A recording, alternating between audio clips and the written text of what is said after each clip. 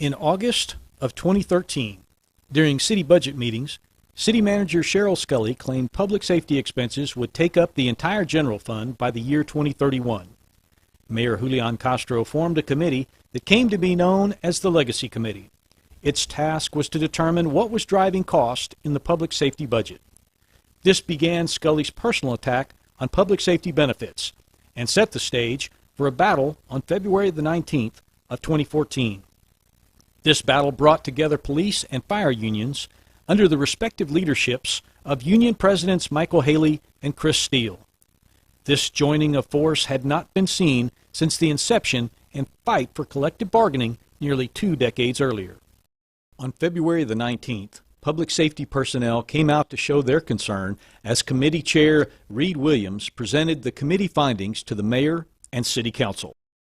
Council members and their staff on the way to chambers were forced to walk past police and firemen who stood with their families outside City Hall.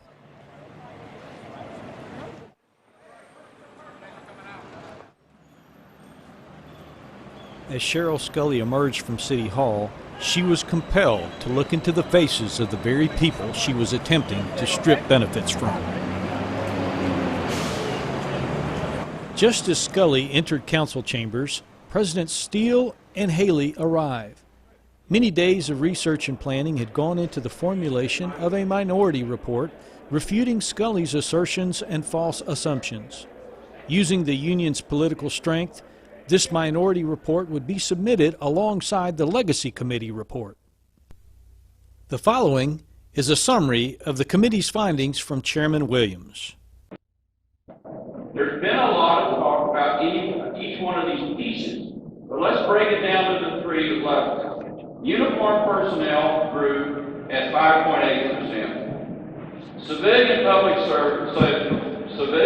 safety personnel, those expenses grew at 3.6%. And non-personnel public safety support expenses grew at 5.8%. Now this is one of the points that you need to understand. This is more than a single-dimensional problem. This is a problem that has a lot of pieces to it. You can't just say, there's the one piece and you fix that, it's fixed. The reality is that the council has the responsibility to set good policy and approve budgets to nose this thing over.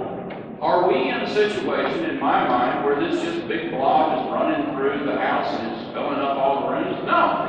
But we are in a situation where if you look at those percentages running across there on that bottom line, public safety is starting to gain on our revenues. So what you do in something like that, what you do in any business, is you look at the components of that and you start trying to back off where you've got some problem areas, or some areas are overrunning others. It just gives you a place to look to work. The first recommendation we made is that it's almost the obvious, that we do have some expenses outgrowing the revenue, and it's the council's job to set the policies and approve the budgets, okay, each year. So if you look at the way that it's grown just recently, that just tells you, you don't have to go through this exercise. We tried it, we did it, and we've got a very renowned person that did the work. But every time I went in there, I found, oh, this needs to go here, this needs to go there. So I just said, hey, let's just look at the numbers to the numbers. And the numbers that are there, so a trajectory of expenses in relation to revenue that I don't like. It doesn't look good. It's going up too fast. Expenses are going here, revenues are going here. Something's going to happen. It doesn't matter. It's a problem now. It's not a problem out here. It's a problem now. And that's the point I think that we need people to understand. Is it an overcome? Is it a problem we can't overcome? Is it something that's insurmountable? Absolutely not. Absolutely not. This group get together, decide they're going to do some things, and it can be. Is it going to be? Are you going to drop from 70 to 65 in 2 years? No, probably not. But by recognizing a trend that you want to change, let's work on it over time. Let's take it in a different direction. We don't have to, just immediately make it do a big U-turn. That's never good for anything. In fact, as you mentioned, some of these things you really can't do that with because we've expanded. all of our stations and everything. But this is what we all do in our businesses. When we see an expense running out of line, we try to kind of start taking it the other direction. Okay. Thank you very much. Those are my questions right now.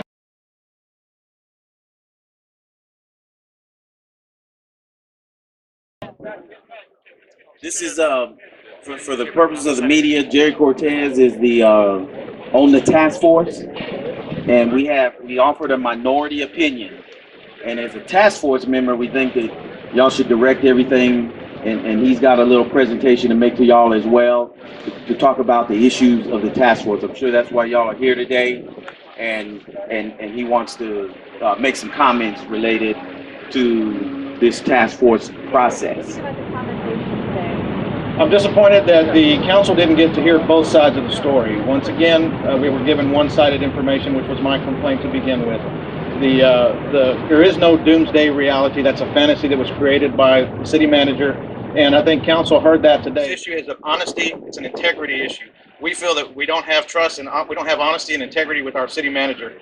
The second sentence requires open and honest negotiations, that all financial and healthcare data be turned over to both sides so that we can get to a conclusion on healthcare and an agreement. But we can't get there if we're not going to have honesty and integrity. So I look forward to meeting with the council members individually and going over this minority report in detail with them to further talk about that issue. First of all, we're fighting for open, honest negotiations. Healthcare has always been a very hot topic in negotiations, going back since 1988 when my first contract experience. We had this issue 8 years ago. It was addressed in our contract. We were asked to pay a premium. When we inquired about the true numbers, the city balked at that and told us that we don't have to pay a premium. When the police officers, they put it in their contract to create a healthcare committee 8 years ago. At no time from 8 years to today was the city ever asking for this committee to be put together. If they had, we wouldn't be here today. Do me a favor. We need to go back to basics a little bit because you're very steep in the details of all this. The public, though, may be thinking, I pay my monthly premium. Why don't they? What's your best appeal to the public? Every time that we go into contract negotiations, we have a total compensation package. So you look, for example, police officers in Austin make on average $90,000 a year. In San Antonio, that number is $65,000 a year, and that's straight out of a report from Austin that was just recently done.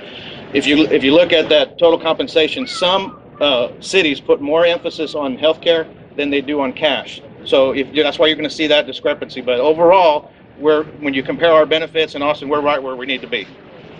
Jerry, you talked about the risk you take in the job. I think that's what you guys were trying to get across. At least we're having conversations with some people out here earlier. Yes, and that's a good point, because one of the recommendations was for all employees to have the same benefits, and I made this statement to the committee that there is a difference in the job.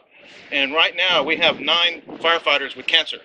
All 9 have been denied workers' comp. They cannot wait and go through the process of appeals. They need treatment now.